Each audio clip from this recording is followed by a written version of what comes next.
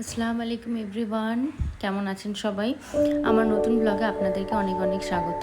এটা আমার নতুন ব্লগ, আর আজ আমি প্রথম স্টার্ট করলাম। তো একটু নার্ভাস তো আছি, আপনারা সবাই আমাকে সাপোর্ট করবেন। তো ঘুম থেকে উঠে আমি একটু চা খেয়ে নিয়েছি। জেনারেলি আমি দুধ চা খাই, কিন্তু আজকে দুধটা ছিল না বলে আমি চা বিস্কিট খাচ্ছি। আজ হচ্ছে শুক্রবার, খুব পবিত্র দিন। সবাই নিজের জন্য দোয়া করবেন এবং সবারই জন্য দোয়া করবেন। খুব ভালো দিনই আমি ব্লগটা স্টার্ট করলাম। তো আজকে ওয়েদারও খুবই সুন্দর। তো চলুন আজকে আপনাদেরকে দেখায় ওয়েদারটা কি সুন্দর লাগছে বাড়ির বাইরে থেকে।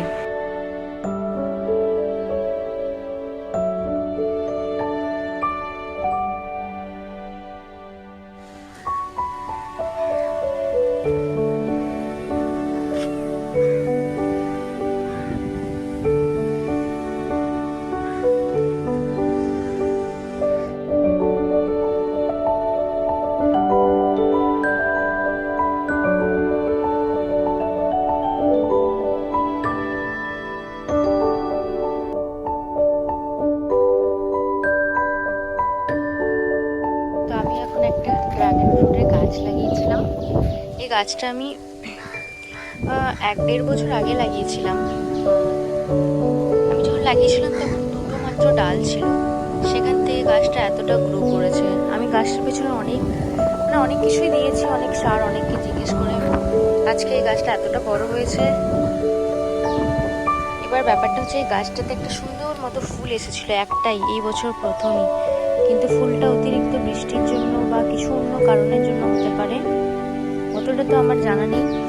এই গাছের ফুলটা যখনই ফোটার টাইম এসেছে তার কিছুদিন 1-2 দিন আগেই ফুলটা জানি না কেন পচে পড়ে গেল।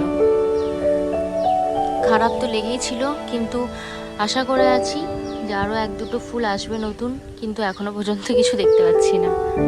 তো আপনারা জানাবেন যে ড্রাগন ফ্রুটে কি কি সার লাগে, কীরকমভাবে আমার বাঁধাটা ঠিকঠাক হয়েছে কিনা। যদিও আমার এটা নিয়ে অতটাও আইডিয়া নেই, অবশ্যই আমাকে জানাবেন। আর এখানে কিছু ফুলের গাছ আছে, যদিও এই টাইমে অতটা ফুলের সিজন নয়, যেহেতু বর্ষাকাল চলছে। সামারে কিছু কিছু ফুল হয়, এখানে এখন এই টাইমে নাই, তবু এই গাছটা সবসময় ফুল দেয়। খুবই সুন্দর কালারটা, খুবই সুন্দর। আরও অনেক ফুলের গাছ আছে, আমি দেখাবো আপনাকে। ছাদে যদিও খুব গোনাগুনতি কয়েকটাই মাত্র গাছ আছে, তার মধ্যে এটা একটা।